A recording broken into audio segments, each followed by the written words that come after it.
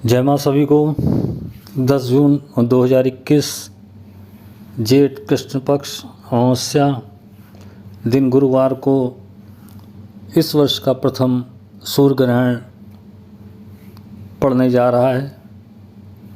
इसको कंकाणाकृत वाल्व सूर्य ग्रहण भी बोला जाता है, जो कि भारत में दृश्य नहीं होगा। ये ग्रहण रूस, कनाडा, चीन,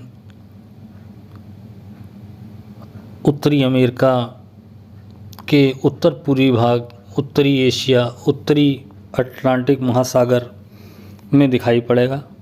भारत में जो पूर्वोत्तर राज्य हैं, लद्दाख, अरुणाचल प्रदेश, इनमें आंशिक रूप से ही इसका दृश्य हो सकता है। सूतक काल 9 और 10 जून की रात्रि 1:42 पे प्रारंभ हो जाएगा, जो कि 6:41 10 जून की शाम तक रहेगा। ग्रहण शुरू होने का समय दिन में 1:43 से लेके 6:44 तक है। दोपहर के 1:43 से लेके शाम के 6:44 तक है। जो उपाय करने हैं वो सूतक लगने से पहले करने हैं। यानी 9 जून को आप अपने भोज्य पदार्थ, खाने पीने की सामग्री में और जल में तुलसा दल, कुश, कपूर, इन सब चीज़ों को रख सकते हैं और इसका उपयोग आप जो है ग्रहण काल के दौरान कर सकते हैं। गर्भवती महिलाएं खुले में बिल्कुल भी ना निकलें। ग्रहण काल के समय में कुछ ना खाएं, ना सोएं। हालांकि भारत में सूर्य ग्रहण दृश्य नहीं है, दिखाई नहीं पड़ेगा, लेकिन जो भी खगोलीय घटना कहीं पर भी घटित होती है तो उसका प्रभाव सभी जनमानस पर अवश्य पड़ता है। कहीं पे भी पानी बरसा, कहीं पे भी आंधी आई, तूफान आया, तो सभी जनमानस पे उसका प्रभाव, प्रकृति पे उसका प्रभाव देखने को मिलेगा, जनमानस पे उसका प्रभाव देखने को मिलेगा।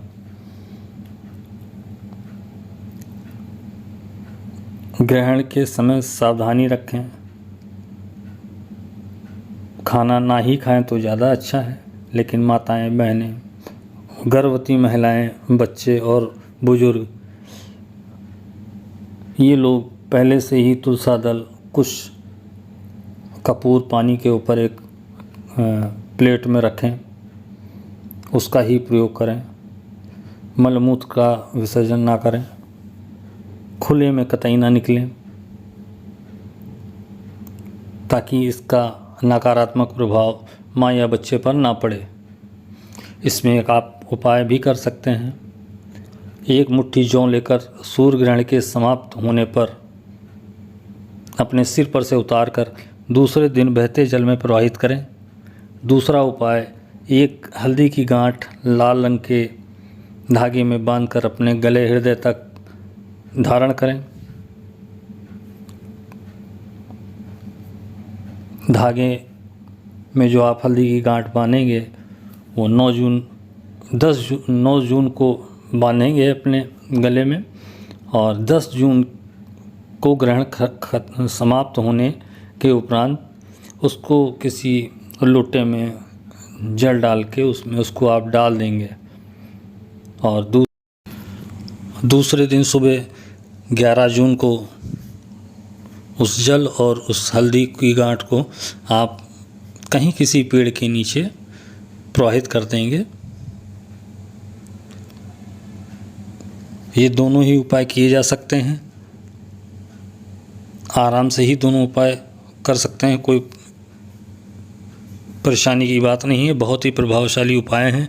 ग्रहण काल के समय में कुछ खाना पीना नहीं है, मलमूत्र का त्याग भी नहीं करना है, पूजा स्थान में नहीं जाना है, देवी देवताओं को हाथ नहीं लगाना है, शोर नहीं करना है। ग्रहण काल में भगवान भजन करें या जो भी याद हो, चालीसा स्तुति मंत्र उसका जाप करें।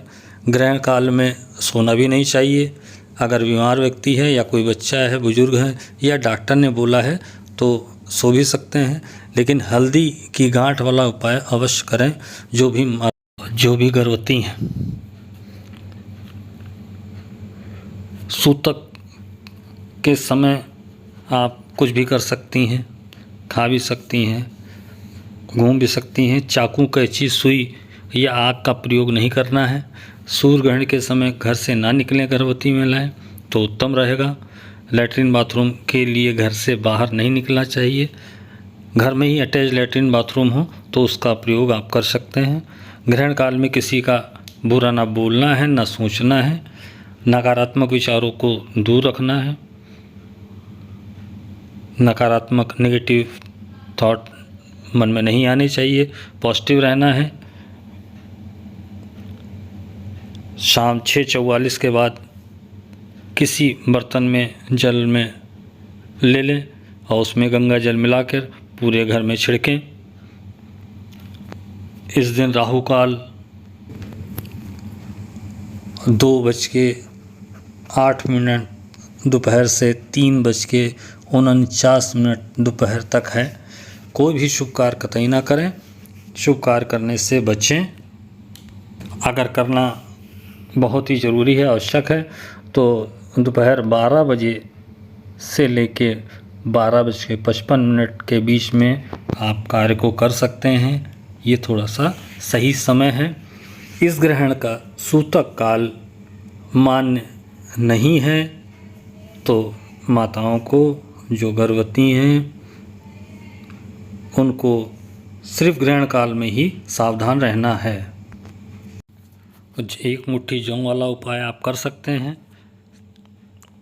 ग्रहण के बाद अपने ऊपर से, सर के ऊपर से उतार के माताएं और दूसरे दिन बहते हुए जल में प्रवाहित करें। एक उपाय ये है। दूसरा, हल्दी की गांठ लाल रंग के धागे में बांध के अपने हृदय तक धारण करें और ग्रहण के बाद में इसको उतार के किसी जल में रख लें और सुबह उठते ही उस हल्दी की गांठ को और उस जल को आप अपने घर में या घर के बाहर पेड़ों में डाल सकती हैं।